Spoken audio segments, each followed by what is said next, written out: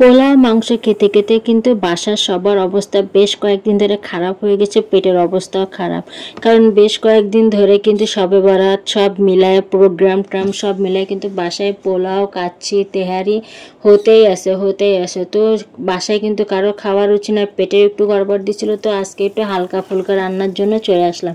Hello everyone, আসসালামু আলাইকুম। চলে আসলাম নতুন একটা ভিডিও নিয়ে। আমার চ্যানেলে যারা নতুন আছেন অবশ্যই কিন্তু চ্যানেলটাকে সাবস্ক্রাইব করতে ভুলবেন না, কারণ আপনাদের একটা সাবস্ক্রাইব কিন্তু আমাকে প্রতিনিয়ত উৎসাহ করে আরেকটা নতুন ভিডিও করার জন্য।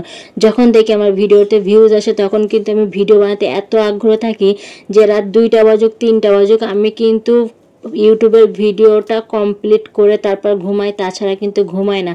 আমার এই পরিশ্রমটা আমার করতে ভালো লাগে। আপনারা যখন আমার চ্যানেলটাকে সাবস্ক্রাইব করবেন, একটা কমেন্ট করেন এবং আমার ভিডিওতে যখন ভিউজ থাকে তখন কিন্তু আমার অসম্ভব ভালো লাগে।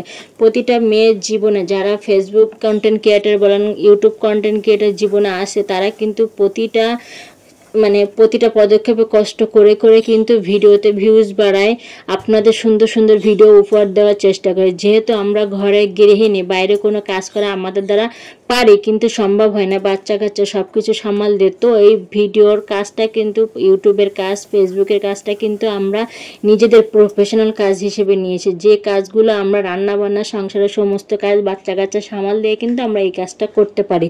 তাই একটু রাতও হয়ে যায়, কষ্ট হয়, কিন্তু যখন দেখি আমার ভিডিওতে ভালো পরিমাণে ভিউজ আসতেছে এবং আমার সাবস্ক্রাইব বাড়তেছে এবং কমেন্ট বাড়তেছে, তখন কিন্তু উৎসাহ বাড়ে। প্রতিটা মেয়ের সফলতা কিন্তু সবাই আসে, সফলতা গল্প বলার সময় সবাই, পরিবারের সবাই অ্যাড হয়ে যায় যে আমিও সফলতা পিছিয়ে ছিলাম। কিন্তু এই যে রাত জেগে কষ্ট করে কাজটা করতেছি, এই টাইমটা কিন্তু কেউ দেখে না। সবাই কিন্তু ঘুরে ফিরে দেখে, সারাদিন ভিডিও বানায়, সারাদিন শুধু মোবাইল নিয়ে পড়ে থাকে। যখন সফলতাটা আসে না, তখন এই জিনিসটা তখন বুঝতে পারে, তখন সবাই সামিল হয়ে যায়। তো আজকে আমি এখানে রান্না করার জন্য কিছু কথা আগাম বলে নিলাম। কথাগুলো মনে ছিল, এই জন্য আপনাদের সাথে শেয়ার করতে ভালো লাগলো, এই জন্য শেয়ার করলাম। আমার মনে হয় প্রতিটা কন্টেন্ট ক্রিয়েটর যারা ইউটিউব বা ফেসবুক জগতে কাজ করতেছে, সবার পিছে একটা করে গল্প আছে। এই গল্পটা কিন্তু উঠে আসে তার সফলতার পরে। একবার যখন সফলতা পায় তখন কিন্তু তার আগে কিন্তু উঠে আসে না। এই কষ্টটা কিন্তু এখন আর কষ্ট মনে হয় না, যখন সফলতা চলে আসে তখন এই কষ্টটা কথা ভুলেই যায়। তো আজকে আমি এখানে টমেটো, আলু, ছিমি, মটর দিয়ে আমি রুই মাছের ঝোল করব। তো দেখতেই পারছেন আমার রান্নার পুরো প্রসেসিংটা। আমি কিন্তু পুরাটা আগে থেকে সব গুছাই গেছে নিয়ে মশলা কষি, এখানে আলুটা আগে সিদ্ধ করে নিলাম, তারপর কিন্তু টমেটো দিলাম। টমেটো যদি আগে থেকে দিতাম তাহলে কিন্তু গলে ক্ষীর হয়ে যেত এটাতে, কারণ এখন দেওয়ার পরে এবার আমি ঝোল দিতে টমেটো একটু থাকবে আস্তে আস্তে, এটা কিন্তু খেতে ভালো লাগে। তো এখানে আমি পুরোপুরি মাছটা দিব, কারণ কয়েকদিন ধরে পোলাও বাসায় খাইতে খাইতে কিন্তু সবার একটা অবস্থা, গ্যাসের একটা সমস্যা হয়ে গেছে। তো যেহেতু বাসায় বেশ কয়েকদিন ধরে সবে বরাতের বা বাসায় মেহমান আসতেছিল, প্রোগ্রাম চলতেছিল, এই জন্য তো রান্না বান্না, মাংস সব কিছু সবসময় থাকে। আর বিশেষ করে বাসায় কিন্তু মুরগি প্রতিদিনই থাকে, যেটা খাইতে মানুষের রুচি নষ্ট হয়ে যায়। তো এটা খেলে কিন্তু অনেকটা মুখে স্বাদ আসে, যেহেতু লম্বাটা ঝোল করে করছিলাম, ঝোল কিন্তু বেশি কমায় নাই। তো এরকম করে বাচ্চা কাচ্চা সামাল দিয়ে কিন্তু টুকটাক রান্না করে নেয় ছোটোখাটো।